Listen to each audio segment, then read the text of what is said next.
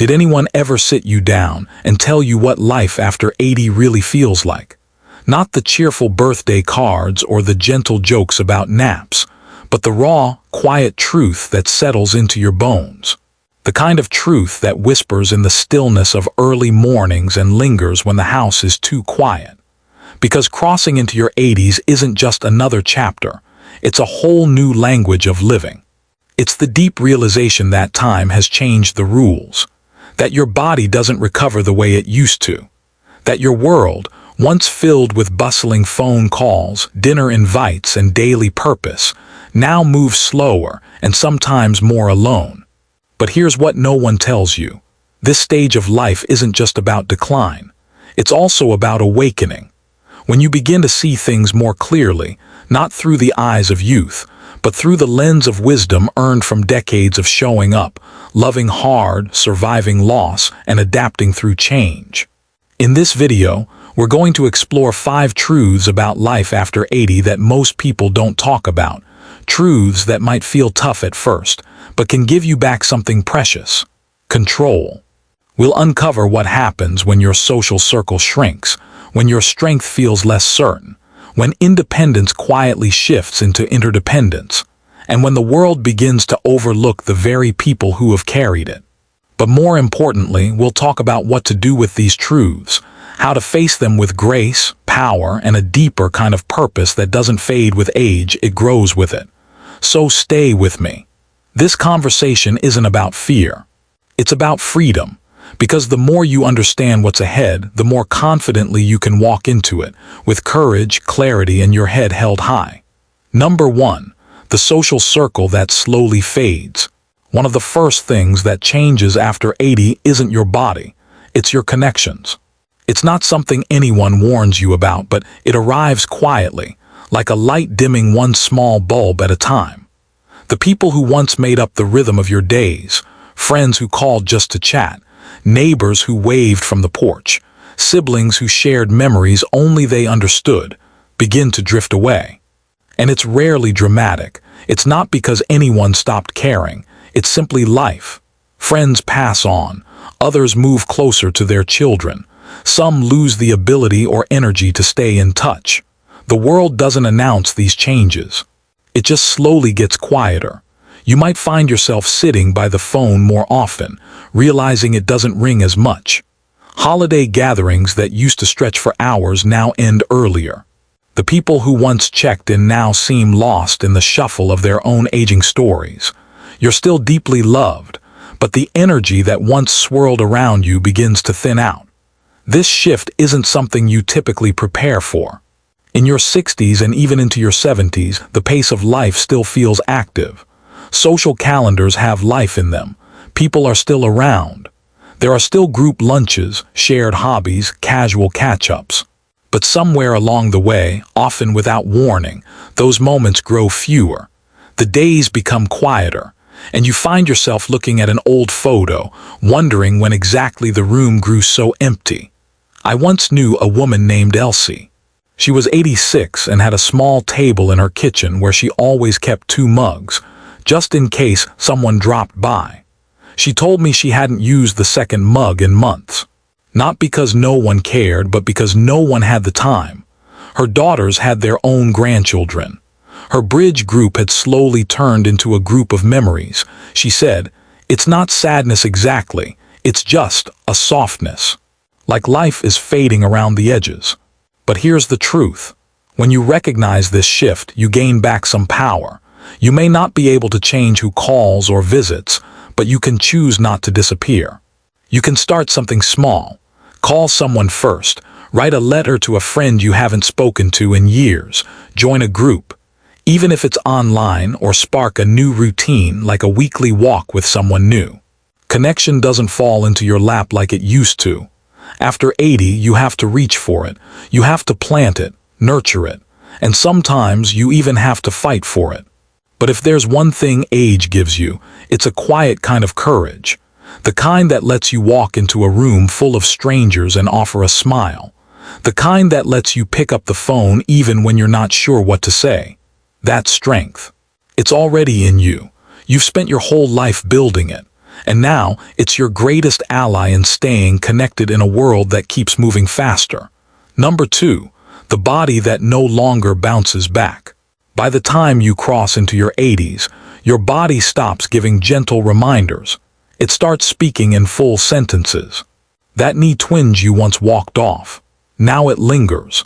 The tiredness that used to disappear after an afternoon nap. It might stick around for days. At this stage of life, even small issues can shift everything. You could wake up feeling fine, run a few errands, enjoy your tea, and by dinner time something feels off. A dizzy spell, a little swelling, a strange cough that doesn't let go. And suddenly you're calling the doctor, adjusting plans, waiting on scans. What used to resolve with a little rest now asks for follow-ups, monitoring, even long-term changes. The toughest part. It's not just the pain or discomfort, it's the unpredictability. You can eat the right foods, stretch every morning, get your 8 hours of sleep, and still wake up to find your body has made a new decision without consulting you. A small misstep on a curb becomes weeks of physical therapy. A mild virus knocks you down harder than it used to, and when you finally recover, you're not exactly where you left off. Things feel different, slower, slightly more fragile. I remember talking to a man named Harold, 83. He'd been healthy and active, proud of the fact that he still mowed his own lawn. But one rainy afternoon, he slipped stepping off the porch. Not a dramatic fall, just a twist. No broken bones, but the days that followed turned into weeks of fatigue, then weakness. It wasn't the fall, he said. It was that I didn't bounce back. I landed differently physically, emotionally, even mentally. And he's right. That's the silent shift that happens after 80. The bounce becomes a stretch, a negotiation, a gradual return that sometimes never fully finishes. But here's what's powerful about knowing this. You begin to treat your body with a different kind of care, not as a machine to push through, but as a lifelong companion that deserves kindness. You don't stop moving, but you move with more awareness. You don't avoid activity, but you build in recovery. You don't fear rest, but you don't let it become retreat. Health after 80 becomes less about bouncing back and more about bouncing forward, adapting, adjusting, and walking with intention. You may not sprint like you used to, but your steps can still be strong. You may rest more often, but that rest can be healing instead of hindering, if you approach it with care. So honor what your body is telling you. Not with frustration, but with gratitude. It's still carrying you. And if you're still here, still learning, still trying, you haven't lost your strength. You've just found a new way to show it. Number 3. The quiet return of needing help.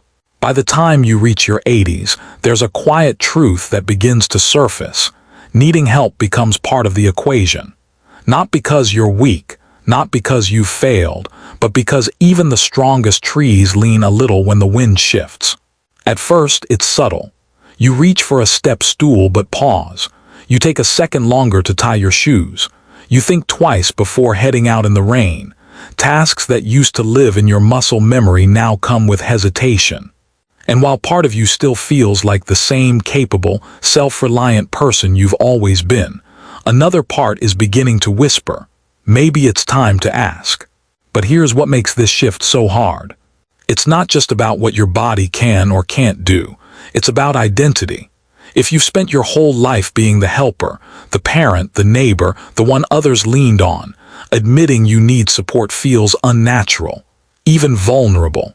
So you keep going. You try to fix the sink with a sore shoulder. You skip the outing because the stairs seem daunting. You don't tell your kids about the fall because they'll just worry. But slowly, that silence builds a wall. Not around your body, but around your spirit. I once met a woman named Clara, 86, proud, sharp, and incredibly independent. She lived alone, tended her roses, and read the newspaper with her morning tea. But over time, things began to slip.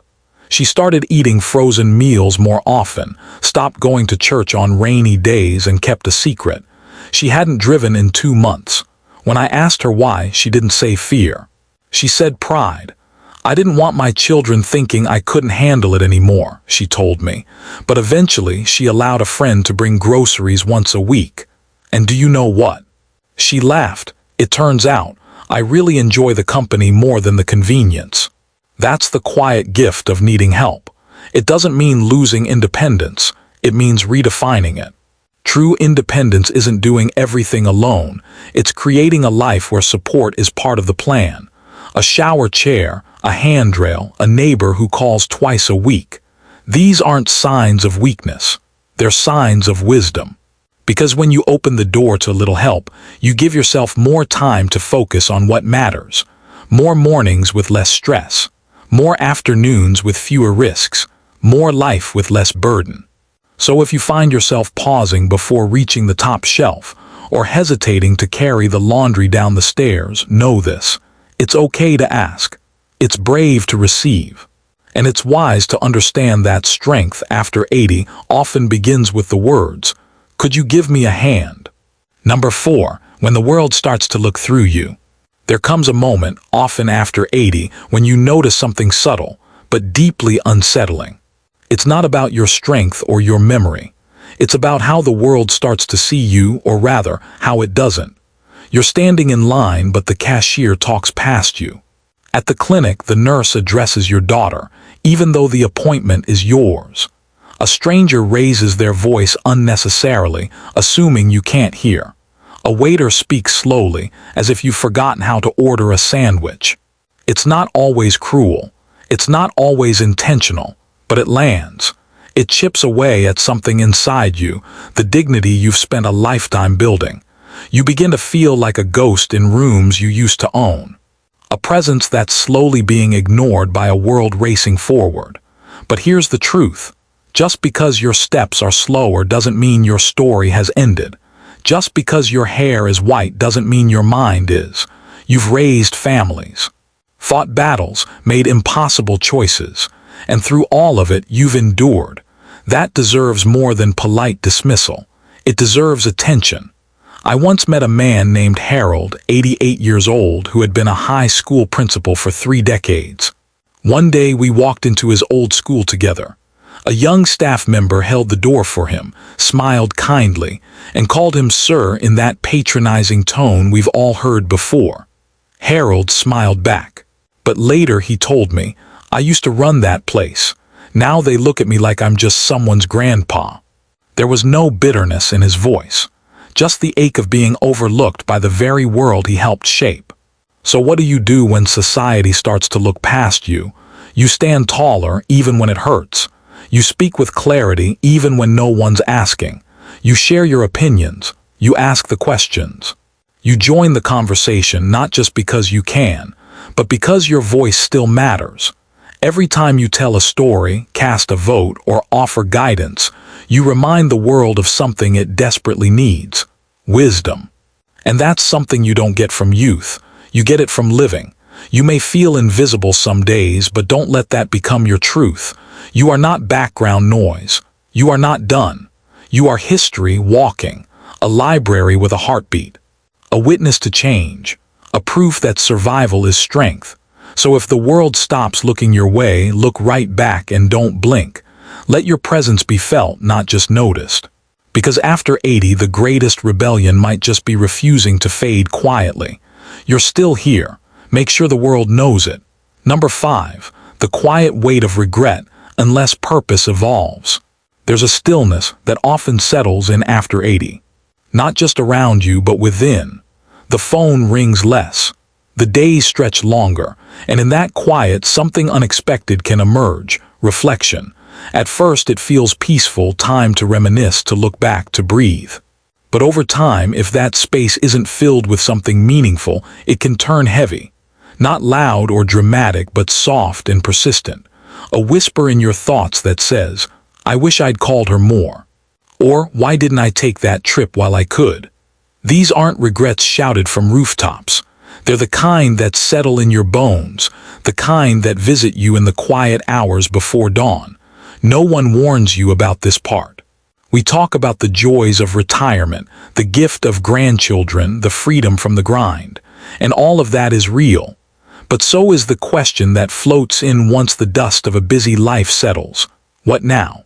If your whole identity was once wrapped in doing, raising kids, building a career, helping others, it can feel disorienting when all that stops. And that's the danger. Not the slowing down, but the feeling that you've somehow stopped mattering. But the truth is, purpose doesn't vanish. It evolves. I once met a woman named Ruth, 87 years old. She had been a nurse for decades, sharp, compassionate, always in motion. But after retirement, she told me, I didn't know who I was without someone to care for. Until one day her neighbor lost her husband. Ruth brought over tea. She listened. She checked in weekly, and something lit back up in her. She realized that purpose isn't about job titles or to-do lists. It's about presence. Being there, offering your story, sharing your calm, loving well. You might not be building companies anymore, but you can still build meaning. Through listening, through mentoring, through simply being someone others can lean on. The danger of regret is not the past, it's staying stuck in it. But if you redefine purpose, if you see it not as output but as impact, you'll find that life after 80 can be one of the most powerful chapters yet. Maybe your legacy now is a handwritten note, a story shared at the right time, a steady presence that tells the younger generation, you're not alone.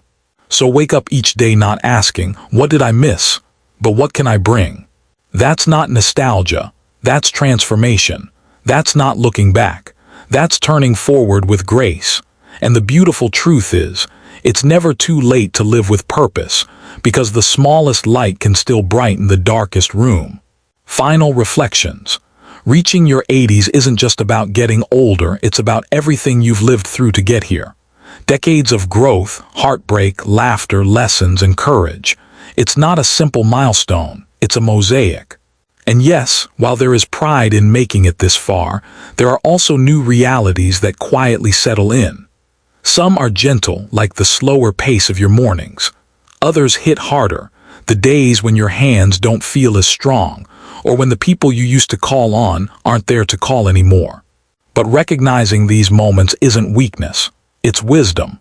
Because if there's one thing aging teaches us, it's to stop pretending and start telling the truth. And the truth is, life in your 80s is complex. It's not always what you pictured. There's the quiet that comes after a lifetime of noise. The frustration when your body can't do what your heart still wants. The sadness of being overlooked and the sting of wondering, do I still matter? But let me tell you something, yes, you do. In more ways than you know. You matter in your presence, in the stories only you can tell, in the strength it takes to get out of bed and keep choosing life, even on the hard days. And most of all, you matter because of what you still bring to the table, your perspective, your grace, your experience. So tell me, which truth landed deepest for you today? Was it the ache of losing your role as the one others leaned on? Or the beauty in realizing you're still allowed to change, still allowed to hope? Whatever you felt, know this. You're not alone. Not in your doubts, not in your memories, not in your moments of courage. And the best part, even now you get to shape the ending of your story, not by doing more, but by being fully you. If this message meant something to you, leave a comment and share what resonated. We'd be honored to hear it. And if this video helped you feel even a little more seen or understood, please like, subscribe, and pass it along to someone else who might need it today. Thank you for spending your time with us. And until next time, take care of your heart, your body, and your beautiful, irreplaceable self.